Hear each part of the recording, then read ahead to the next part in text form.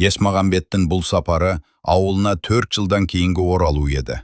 Содан болар, таңертеңгі пойыздан түскен бойдағы қарсы алушы, туыстары, достармен болған ұшырасудың өзі кәдімгідей удулы болды. Біреулері құшақтап, біреулері сүйіп, тағы біреулері осы бір алас қапастақ мұның шаруасын айтып қалып жатты. Күтіп тұрған жеңіл машиналарға мінулері. Сосын аудан орталығында тұратын немере атасы Балмағамбеттің үйінің ауласына келіп, түсіп жатуларының өзі абыр-дабырға, күлкіге толы қуаныш болып жатты.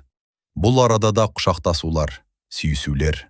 Және пойызда қарсы алғандары бар, ауылда қарсы алғандары бар, жапырласып әлде ауыз жиып болмаған абыр-дабыр әңгімелерімен, асып төгілген мол күлкілерімен түгел үйге кіріп, жаюлы дастарханға жағалай қонақтасып жатты. Алдымен шәй ішіліп, сосын ет желінді. Бұл аралықта ағайын туыс, дос-жарандардың біразы өз шаруаларымен қонақтан рұқсат алып кетіп, оның есесіне тағы бір топ жаңадан келіп, әйтеуір арқа-жарқа күміл мен қуаныштан ортайған жоқ. Қайта ас кезін әдейі меңзеп келгендей, жаңадан келушілер тым көбейіп кеткендіктен де, ет табаққа 6-7 кісіден қонақтасып, сығылысыңқырап отырысқан жайлары бар. Ауыл үйдің, ағайын арасының өсегі, жамалықтары көп айтылғандықтан да, астан кейінгі шәй ұзақ ішіліп, дастархан жиналған кезде, қошеметші ағайын достар, түгел орындарынан тұрып, қайтуға беттегенде, таңертеңнен бері тақымы жазылмастан отырған Есмағамбет те, бұл тұста сыртқа өзгелермен ілесе шыққан. Ұзаққа созылған абыр-дабырдан кейін жалғыз қалып, әртүрлі жеміс ағаштары мен көкөністер өскен ауылда әрлі-берлі жүру де, ол үшін айтарлықтай бір демалыс еді. Күн талтыс болып қалған екен. Ағаштардың әр қайсысына тоқтап қарап, сосын жомышқалықты аралап келіп, күннің қызуы қуырып бара жатқандықтан, жүзімнің кілеңкесіне кіре бергені сол еді. Мама, мәңгі дос сен ғана. Мама, сенсің ғой ең дана. Мама, мәңгі дос сен ғана. Мама, сенсің ғой ең дана. Әндеткен сүйкімді бала даусын естіді. Бірақ Есмағамбет олай бір, бұлай бір бұрылып маңайынан бала көрмеді. Сөйтсе үстіне су жана ақ футболка киген 4 жастар шамасындағы ер бала, арнайы тіреу ағаштарымен керілген жүзім сабақтарының ұзына бойғы кілеңкесінің бір шетінде құммен ойнап отыр екен. Қолында ойыншық күрек, ойыншық шелек. Балмағамбет ағасының ұзатылған қыздары болатын. Солардың бірінің баласы болар деп топшылаған Есмағамбет, жүзім кілеңкесінде аяқтарын еңкейе басып, балаға жақындады. Жақындап келгенше, бала мұны байқаған жоқ. Эй, балақай, атың кім? Әй, балақай, атың кім? Атың кім дедім ғой? Сержан, Кімнің баласысың? Кімнің баласысың? Күміскүлдің, Күміскүл кімнің қызы? Балмағамбеттің. Балмағамбет ағасының бір қызының кезінде оқуға түсе алмай, Алматыдағы базар маңында жұмыс істеп, тұрмыс құрып, одан тұрмыс құрған жігітімен қайта ажырасып жүргенін білетін.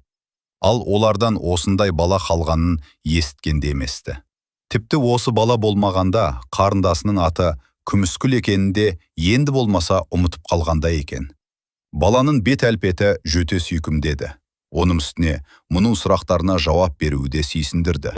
Футболкан қандай аппақ? Мамам әкеліп берген. Шортигіңде тап-таза ғой? Таңертең күйдім ғой. Оны да мамаң әкеліп берді ме? Иә. Есмағамбет енді баланың басынан сипады. Сержанның жаңадан өсіп келе жатқан майда шаштары алақанына жұп-жұмсақ тиді. Бала да енді өзін еркін сезініп, еркелегендей болып, бұған денесін тиістіре беріп.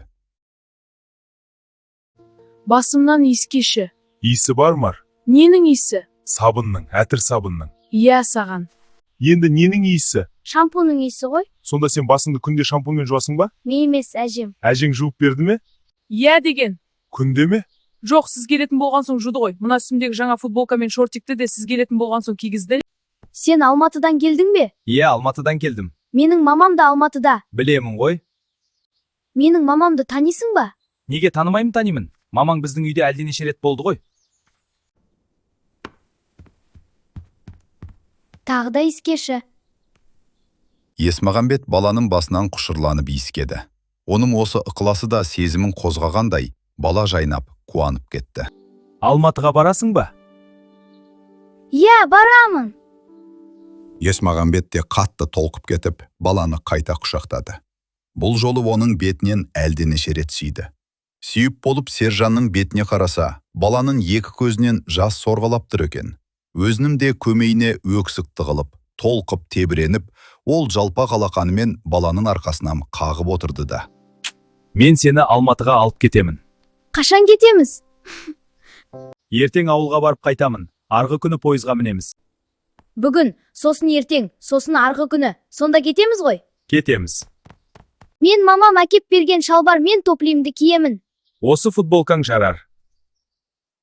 Мамам әкелген қып-қызыл гүлдері бар көйлегімше, соны кимейін бе? Мамам әкеліп берген ақ сызықтары бар қара костюмше, оны да киемін.